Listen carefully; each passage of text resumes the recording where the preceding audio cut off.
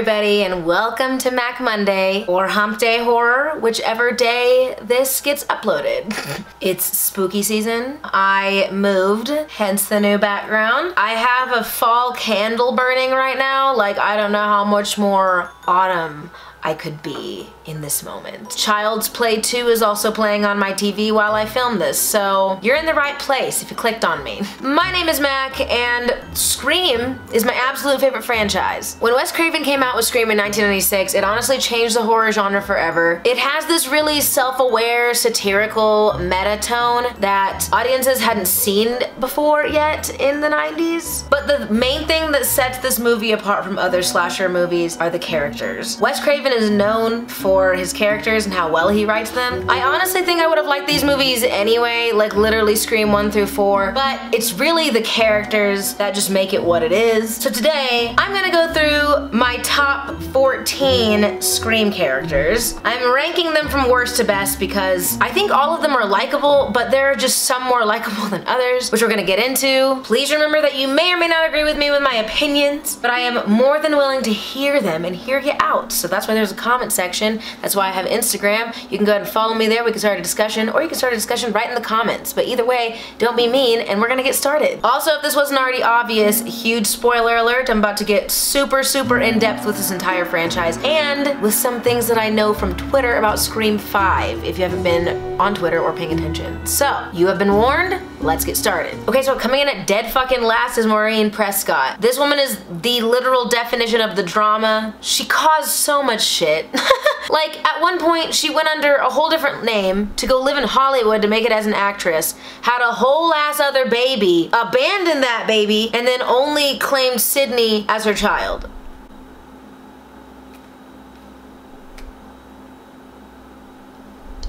Okay, not only that, but she broke up Billy's family by doing it with Billy's dad, and that's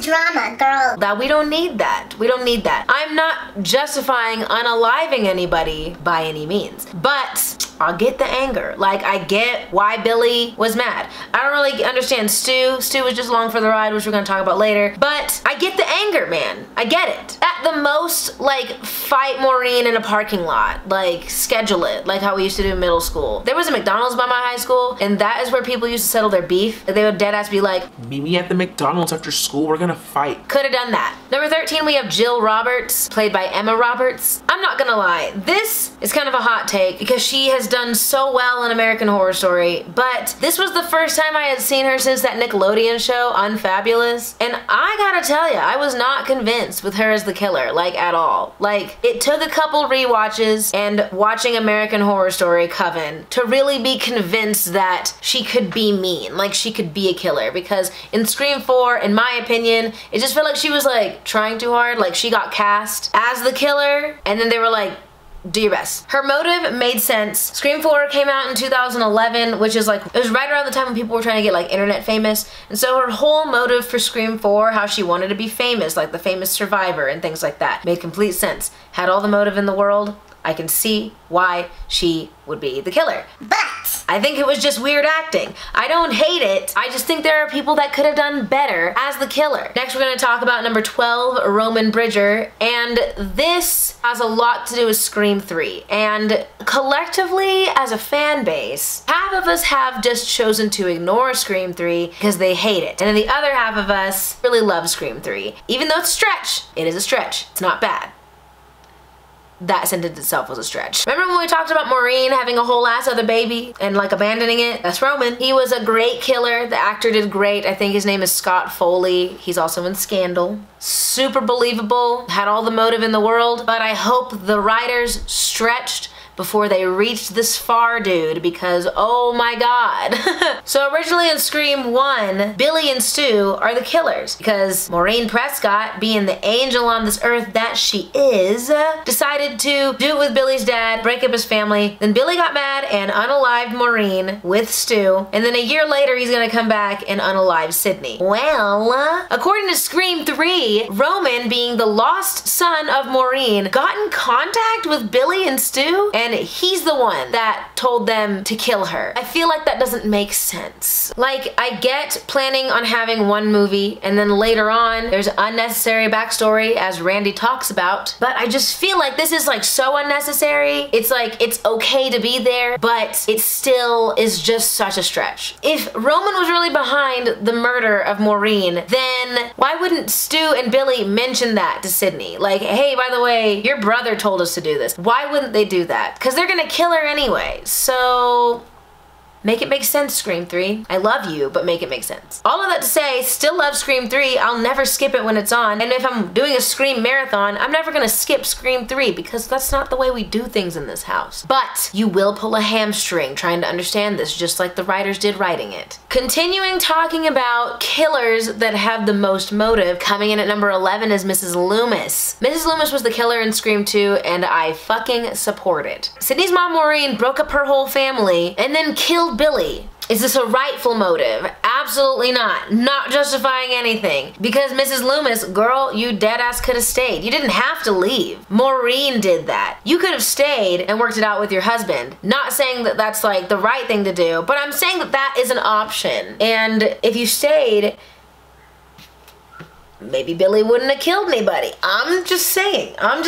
Maybe he wouldn't have killed anybody. But no, Mrs. Loomis chose to walk. Like, girl, at least take Billy with you. Take your son. He didn't do anything. Coming in at number 10, we have Cotton Weary. I don't necessarily hate this character, but I really do feel like there are other people that deserve to be higher than him. So at number 10, he stays. Like, was Cotton Weary framed for doing something that he didn't do? Yeah.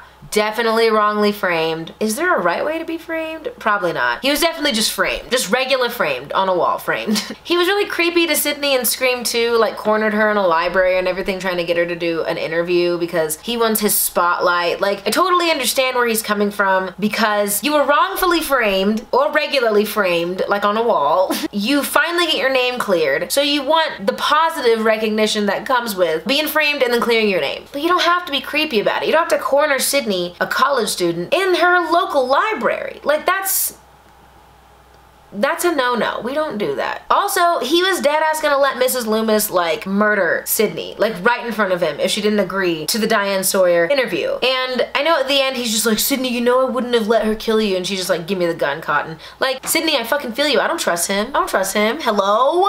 I don't trust him. Coming in at number 9, we're talking about Dewey Riley. I love Dewey in a way that he's Dewey. You know, I hope that makes sense. Like, he's great in Scream 1, and you have an excuse for getting stabbed in the first movie. Everybody gets an excuse for getting stabbed or killed in the first movie because it's the first movie. But my God, man, I'm gonna need you to get it together. I'm really, really, really gonna need you to get it together. Like I said, getting stabbed in the first movie, fine. Getting stabbed in the second movie? Getting kidnapped in the third movie? With a Gale you ordered from Wish.com. Dewey, do better. Dewey better. Dewey better, you know? My biggest thing with Dewey is that, like, bro, your sister got killed in a garage door. No tears were shed. Her name wasn't even mentioned after this. Like, Tatum deserves justice. Tatum deserves a better brother. One that at least sheds a tear or mentions her, and you literally had, like, 3 extra opportunities to talk about her death, and you just dead ass didn't. The amount of times that we brought up Randy, which, fine, completely justified. Bring up Randy, one of the best characters. We're getting to him, I promise. But you're not even gonna talk about your sister? That's your sister, dude. Killed in a garage door. And we get nothing from you. Do better, Dewey. Dewey better. Coming in at number 8, we're gonna talk about Charlie Walker. Charlie Walker was the throwaway killer in Scream 4. So, like, at the end, when Jill and him, like, reveal that they're the killers, and she stabs him because she's like, the people want a soul survivor. And I'm like, justice for Charlie, okay? They took the Randy Meeks character, put a twist on it, and made him the killer. And I think that that was absolutely genius. I also super, super appreciate how brutal he was with his kills. His Olivia kill was just as dope, in my opinion, as Casey Becker hanging from the tree in Scream 1. I know, that's a hot take. You'll notice throughout the franchise, the killers are just like slitting throats, stabbing, blah, blah, blah, blah.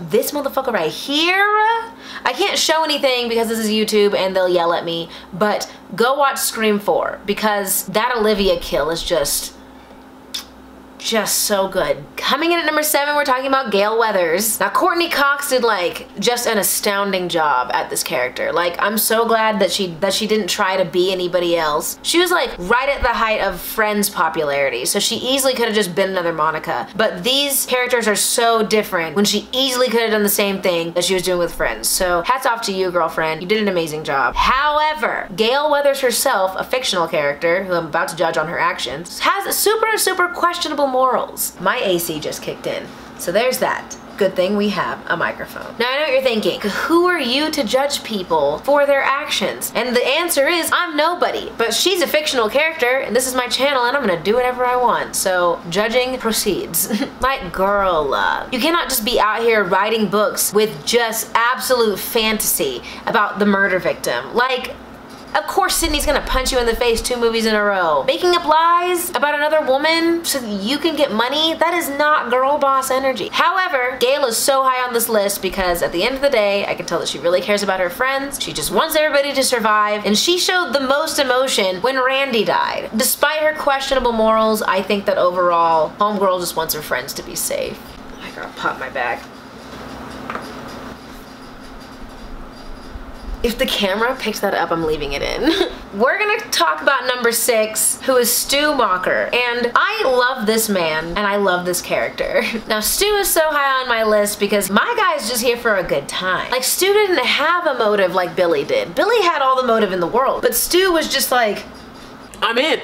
I'm fucking in, dude. Billy was like, hey man, I'm looking to murder some people. And Stu was just like, say less, dog. Tell me what you want me to do. I'm ready. I'm down, let's do it. And honestly, like, you gotta respect a guy that's here for a good time. Like I said, Stu didn't have like a huge attachment to these Woodsboro murders like Billy did. Like, Billy had all the motive in the world. Stu had 0 motive, which is like, I don't know, arguably scarier. Let me know what you guys think. But like, I don't know, man. If I'm looking my killer in the eye and he's like, oh, here's a PowerPoint presentation of why I'm about to kill you, I would be like, fair. But if somebody was coming at me trying to murder me, and I was like, hey, because I have time to talk to my killer, why are you doing this? And he was just like, I was bored, you were home, blah, blah, blah. That's Stu. Coming in at number 5 is Tatum Riley. Tatum, the badass Riley. Her personality is like fiery right off the bat. She just kind of breaks the norms of what women were like in horror movies. Just no personality, all tits, no ass. I got distracted talking about ass and titties. Tatum broke all of those traits for women in horror movies. She had a loud mouth. She always had things to say. When she was in the garage and the killer's in the garage, my girl started throwing beer at him. That's a fucking badass. That's a fighter, bitch. You do you, Tatum Riley. This is also a hot take, very hot take, steaming hot. I think that Tatum should have survived instead of Dewey.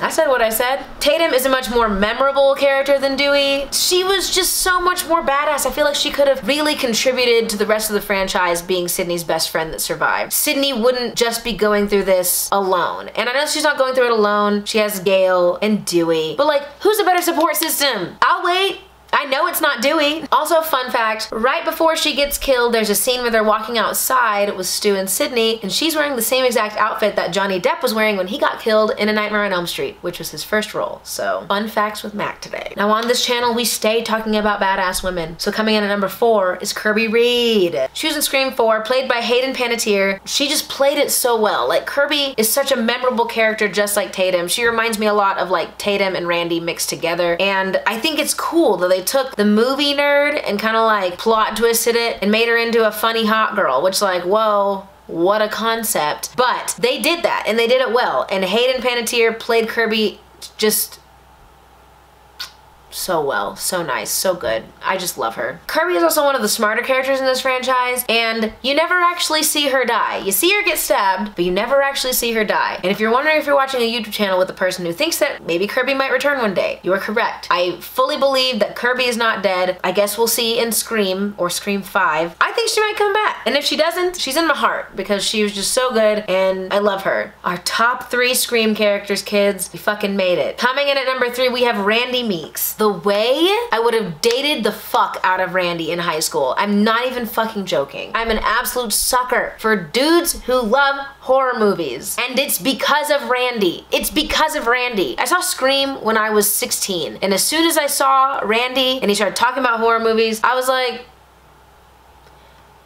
yeah, okay, this is my type. Now the thing that I love the most about Randy's character is that he wasn't just there to like have a crush on Sydney. Wes Craven had a mission with this movie for it to be satirical, meta, calling out everything about horror movies and what they had been right up until that point. I really don't think it would have worked as well if they didn't have a character like Randy. Jamie Kennedy did a great job, just fantastic, absolutely fantastic. And for that, that is why he is at number 3. Coming in at number 2, please don't attack me, is Sidney Prescott. I know, this is a piping hot take, just the hottest it could ever be, but I stand by my decision. Sidney is incredible. Just like, she's my favorite final girl of like across horror, my favorite final girl. And I will literally ride in the streets if Radio Silence kills her off in Scream 5. Neve Campbell did just an amazing job playing Sidney. Like, so powerful. She just has like a very distinct personality. And she really brings Sidney to life in every single movie. Like, this girl never gets tired playing Sidney Prescott. And I think that that is dope as hell. Once again, spoilers, in the kitchen scene at the end of the first one, her acting, bitch, when she finds out who the killer is, my camera died. But anyway, when she finds out who the killer is at the end of the first Scream movie, like the look on her face of just pure horror and shock, it can't be copied. It was just so good. And then the whole asking them why they killed her mother in the kitchen and just,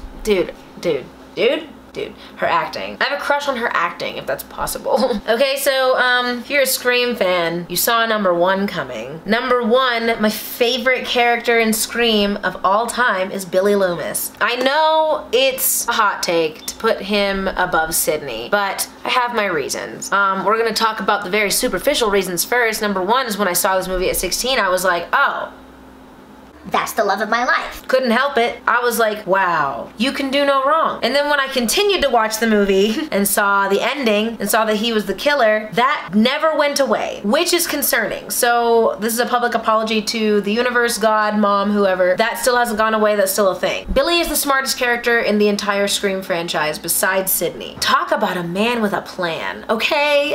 This dude's mom left his whole family after Sidney's mom decided to celebrate Hot Girl Thoughtum. There's motivation number 1. Not only did he come up with a plan to unalive Sidney's mom, but a year later on the anniversary to come back and unalive Sidney, a man with a plan. I am not justifying unaliving anybody by any means. I am strictly looking at a fictional movie with fictional characters and their fictional decisions. That's a smart killer. He even had a throwaway killer with Stu being there, which is just smart. Like, it's just smart, because you always want to have a guy that he's the backup plan. Like, if you don't want to get caught, you're about to.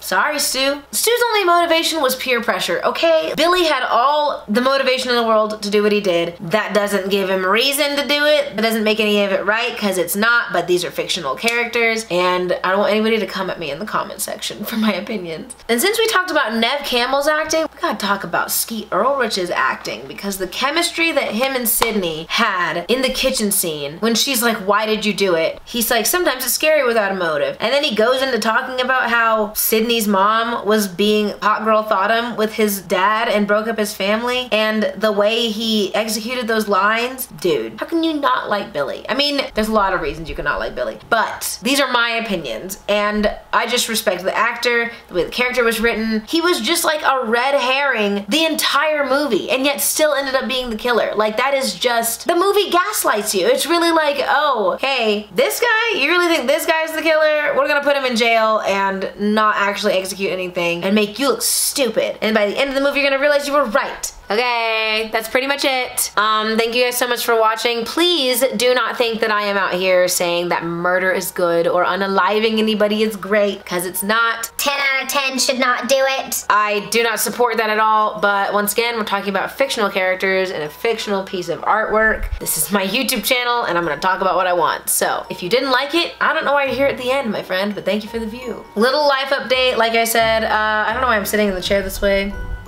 I moved to Colorado. It's been so nice. The weather is great. If you've been watching my channel for a while, I have lived in Oklahoma my entire life, and so making this move has been so refreshing, and now I can be a full-time content creator. I also have my photography on the side, taking pictures of jiu-jitsu tournaments and weddings and stuff, but during the week I can be a full-time content creator, and it is so nice to finally be able to do what I want to do. So with that being said, thanks for listening to my life update. Thank you for watching this video. I'm also playing horror games on Twitch 2 times a week the entire month of October. So that will be in the description below, along with my Twitter and Instagram if you want to follow me there. Don't forget to like this video and subscribe to my channel for new videos on Mondays and Wednesdays, and I will see you guys next time. Bye.